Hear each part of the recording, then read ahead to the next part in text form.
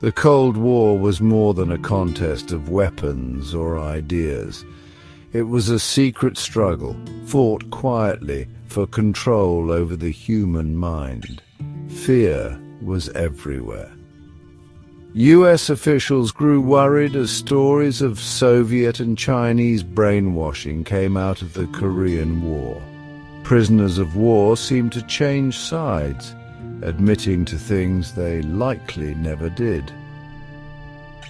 The idea that enemies could control minds sparked a desperate search within US intelligence. The CIA, still new, felt pressure to understand and create its own mind control methods. Paranoia and the fear of communism set the stage for one of the CIA's most infamous programs.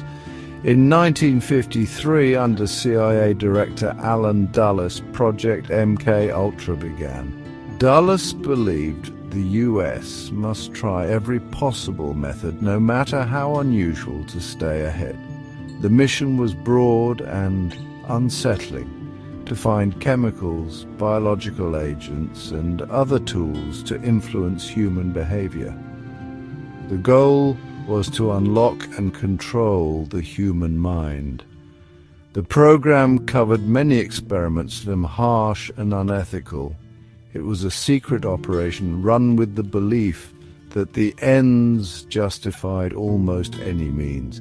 The urgency of the Cold War led to the suspension of normal ethics, allowing actions that would later shock the public. The fear of losing the mind control race pushed the CIA to fund research that often ignored the safety and consent of its subjects. This was a hidden war, fought with drugs, hypnosis, and psychological pressure. MK-Ultra built on earlier CIA projects like Bluebird and Artichoke, which also explored interrogation and behavior change. These programs tested new techniques and created a network of researchers willing to cross ethical lines. MK-Ultra marked a major step up in both the size and boldness of these efforts. It showed the CIA's commitment to mind control, no matter the cost to personal freedom or human dignity. At the center of the Project MK-Ultra was Sidney Gottlieb, a chemist whose work shaped the program. Allen Dulles, then head of the CIA, trusted Gottlieb to lead the search for ways to control the human mind. Gottlieb held a doctorate in biochemistry from Caltech. He was curious and willing to cross ethical lines in pursuit of answers. He became known as the CIA's poison expert, leading efforts to create toxins, truth serums, and mind-altering drugs. Gottlieb's goal for MK-Ultra was bold and unsettling: to break down the human mind and rebuild it to fit the CIA's needs. He worked with careful planning, but his methods were harsh. Gottlieb believed that controlling the mind required first breaking it. This idea guided many of the experiments he oversaw. He strongly supported using LSD, fascinated by its power to change thoughts and behavior. Under Gottlieb, the CIA became a major buyer and tester of LSD, using it on many different people. Gottlieb was not just a manager. He took part in some of the early LSD experiments, even on people who did not know. He set up MK-Ultra to be secretive, with layers of protection to hide its true purpose. Money for the program was sent through front groups like the Human Ecology Fund to hide the CIA's role. Research was done at universities, hospitals, prisons, and private labs, often without the full knowledge of those involved. This system let Gottlieb and the CIA run risky experiments while keeping their distance. making it hard to trace responsibility. Gottlieb led MK Ultra for most of its life until it was said to end in the early 1970s. In 1983, he gave a deposition in a civil case brought by victims. It revealed a small censored look at MK Ultra's operations. Gottlieb admitted to running experiments that tested drugs and other ways to change behavior. Despite the harm caused, Gottlieb often spoke about his work in a distant, official way, believing it was needed for national security during the tense years of the Cold War. Project MK Ultra used a wide range of methods, all in the search for mind control. Many of these methods were risky and often dangerous. Researchers tested many powerful drugs, hoping to find substances that could control or change the mind. LSD was used most often. The CIA gave it to employees, soldiers, mental patients, prisoners, and even people who had no idea they were part of an experiment. The goal was to see if LSD could make people confess, forget memories, or even follow orders against their will. The results were unpredictable. Some people suffered serious mental harm. Some even died. MK Ultra also used other harsh methods to overwhelm the mind and senses. Subjects were placed in sensory deprivation chambers, dark, silent rooms for long periods. This was meant to break their resistance and make them easier to influence. In other cases, researchers used loud noises and bright lights to overload the senses. Hypnosis was another tool. Scientists tried to use it to get information or plant ideas in people's minds. Often drugs were given before hypnosis to make people more open to suggestion. Electroshock therapy was also used, even though it was already controversial at the time. Researchers wanted to know if combining electroshock with drugs and hypnosis could erase memories or change personalities. The ethics of these experiments were often ignored. The focus was on gaining an advantage, not on protecting people. Techniques for forcing confessions and trying to reprogram minds were central to many MK Ultra projects. The variety of experiments shows how far the program was willing to go. They even studied radiation, parapsychology, and subliminal messages. No idea was too strange or too unethical. Many records were poorly kept, making it hard to know the full story today. What is clear is that MK Ultra was a program that tried to use the human mind as a weapon, often causing deep and lasting harm to its subjects. Project MK Ultra left a legacy of pain and broken trust.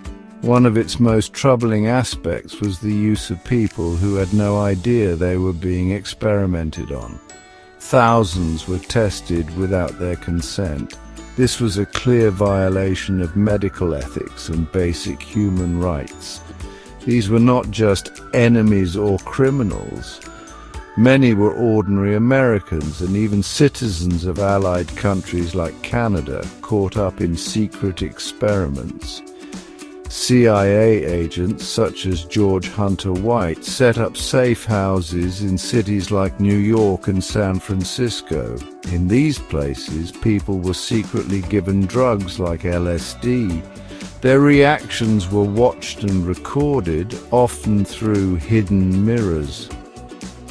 The story of Frank Olson shows how dangerous these experiments could be. Olson was a U.S. Army scientist working with the CIA. In November 1953, he was secretly given LSD as part of an experiment. 9 days later, after a severe mental crisis and wanting to leave his job, Olson died after falling from a hotel window in New York City. His death was first called a suicide, but his family suspected something more, leading to a new investigation and a CIA admission about the drugging. MK-Ultra reached into places meant for care and safety, like hospitals and mental institutions.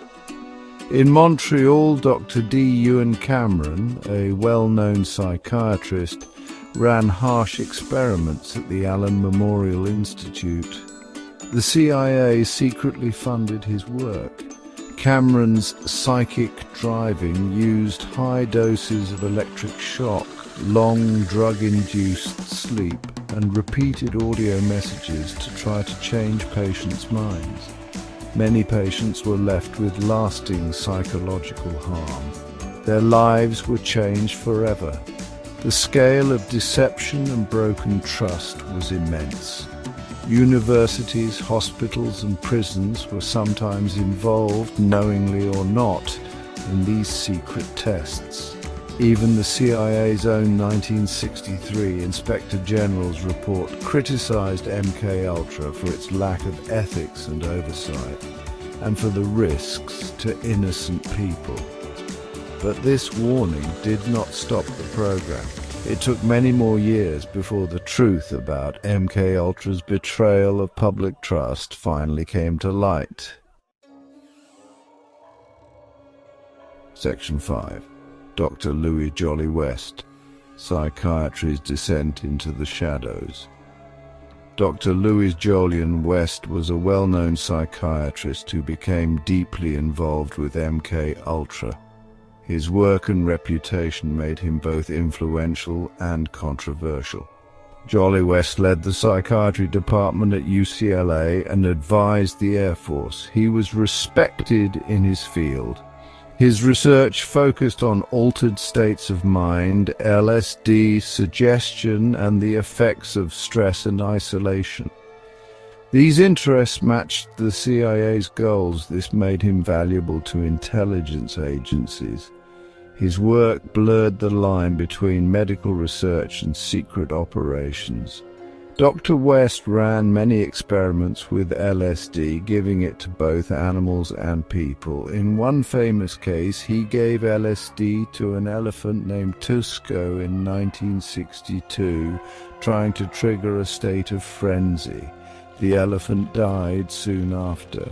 The experiment drew public criticism, but West continued his controversial research. He also studied how trauma and stress could break a person's mind, hoping to understand how personalities could be changed or controlled.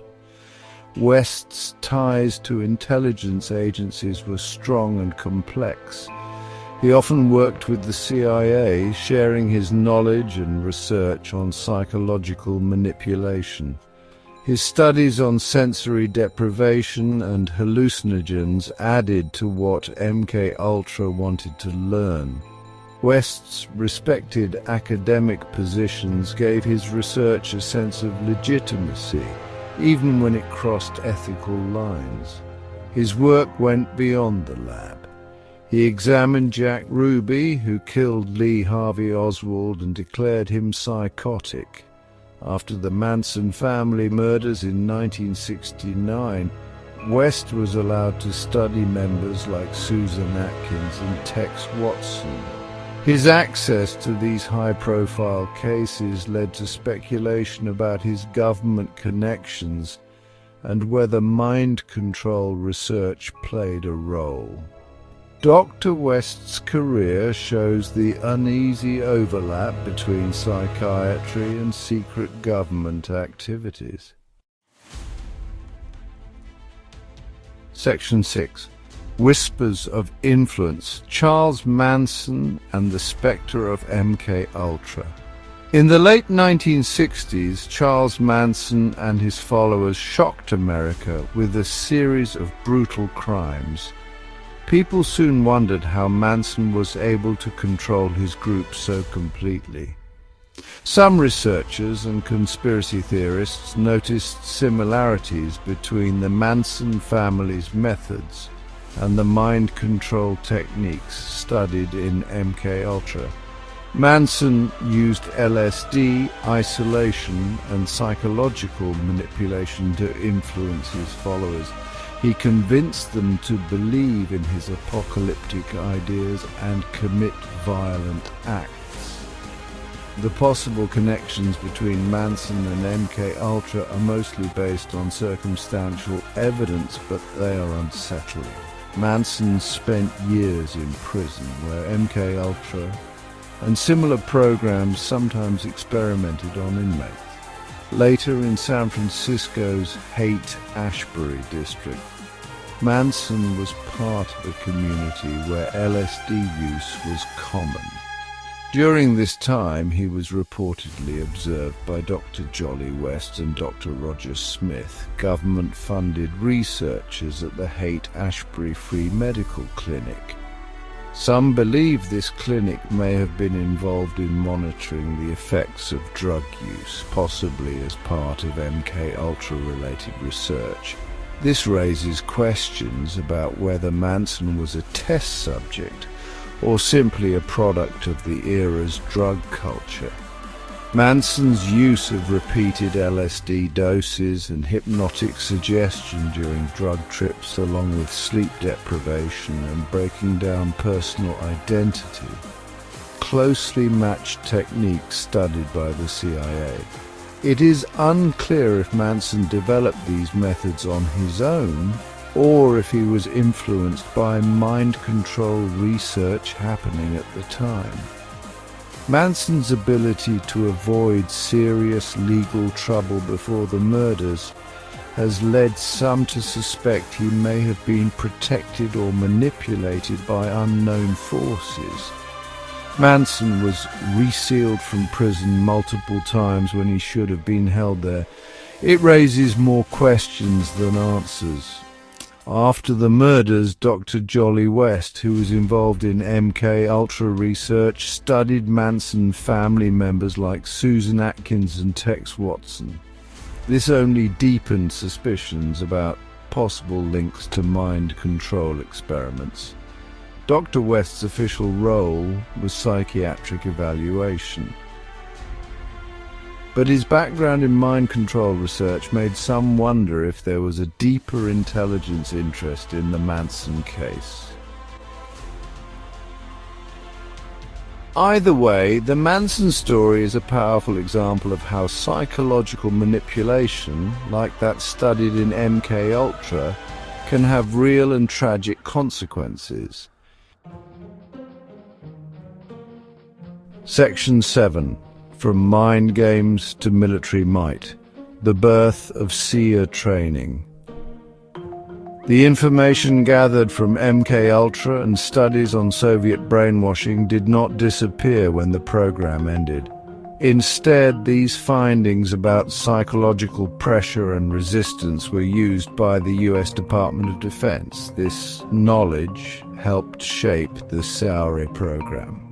SERE stands for Survival, Evasion, Resistance and Escape. It prepares soldiers for the harsh reality of being captured and interrogated.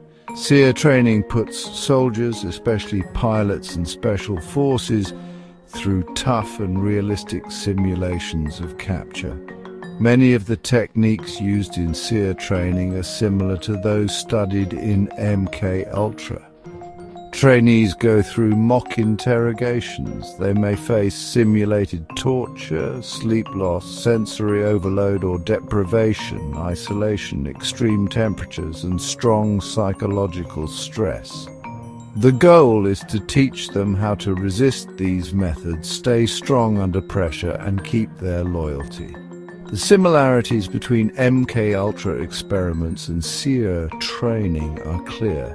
The study of how to break a mind was turned around to teach people how to resist being broken. This became a core part of SERE. Tactics like humiliation, stress positions, confusion, and spreading false information are found in both MK Ultra and SERE training. The understanding of psychological breaking points learned through unethical experiments became the basis for building mental strength in soldiers. After September 11th, these techniques were used in new and troubling ways. Reports showed that SERE tactics were not just for training. They were adapted for use in real interrogations of suspected terrorists at Guantanamo Bay and secret sites worldwide. CIA manuals, influenced by decades of research including MK Ultra, describe methods that many experts and human rights groups call torture. This created a direct link from Cold War mind control to the War on Terror. Section 8, A Reckoning, denied the ethical quagmire and enduring scars. When Project MK Ultra was finally exposed, mainly through the Church Committee hearings in 1975 and Freedom of Information Act requests, the public saw just how far the government had gone and how deeply it had crossed ethical lines. The news caused outrage and led many to demand answers and accountability. Senator Frank Church, who led the investigation, stressed that intelligence agencies must follow ethical and legal rules even in times of national threat. He warned that America should never adopt the enemy's methods, directly criticizing MK Ultra's approach. But a full reckoning for MK Ultra never truly happened. In 1973, CIA Director Richard Helms ordered most MK Ultra records destroyed, just as Congress began to investigate. This deliberate act made it nearly impossible to know the full extent of the program, identify all victims, or hold everyone responsible. Some internal CIA reports, like the 1963 Inspector General's review, criticized the lack of oversight and the dangers of using people without their consent. But these warnings were mostly ignored or hidden, and the abuses continued for years. The ethical problems with MK Ultra are serious and lasting. The program broke the Nuremberg Code, which set rules for ethical human experiments after World War II, especially the need for informed consent. It betrayed the trust people had in doctors and scientists, turning them from healers into agents of harm. Many who were experimented on suffered lasting trauma, memory loss, and other serious problems. The true impact cannot be measured. Victims and their families have struggled for years to get recognition, apologies, or compensation, often facing denial or silence. MK Ultra's legacy goes beyond its direct victims. It damaged public trust in government and raised troubling questions about unchecked power and secrecy. MK Ultra is a warning of how fear and the desire for control can lead even democracies into unethical territory. The fight for control over the human mind left deep scars on America's conscience. These scars still shape debates about surveillance, secrecy, and the ethical limits of science and intelligence today. Check one, check two, check. Chapter 9, Conclusion, The Unseen Battlefield, MK Ultra's Persistent Echoes. Even though Project MKUltra ended many years ago, its influence is still felt today. MKUltra is not just a story from the past, it is a warning about the risks of unchecked government power and the need for strong ethics in science, especially when it involves the human mind. The methods developed during MKUltra, like psychological manipulation using fear, and spreading false information, and the breaking of human will, have not vanished. Instead, these techniques have changed and now appear in new forms in a world that is more connected and complex. Some call this soul warfare. The knowledge gained from MKUltra shaped how interrogations were done, not just during the Cold War, but also in places like Vietnam and Latin America, and more recently in the War on Terror.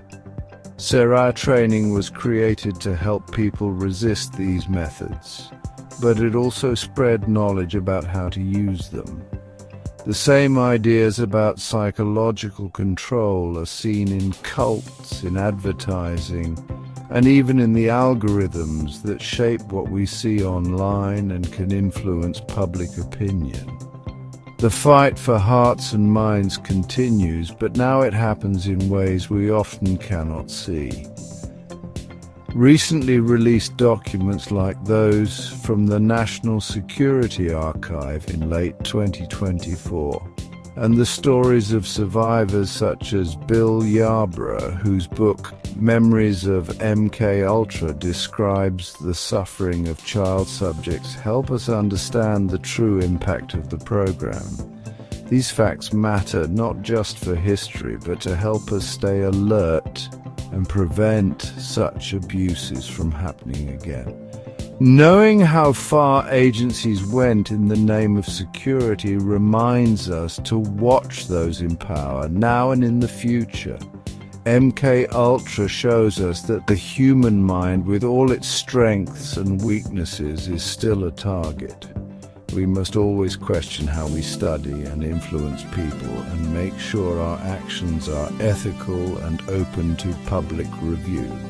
The lessons of MKUltra remind us to demand transparency and accountability, and to protect each person's right to think and choose freely against any group or government that tries to control minds. Staying alert is not just a lesson from the past, it is something we must do every day as new ways to influence minds continue to grow. Please let me know what you think about all this in the comments section. Thank you.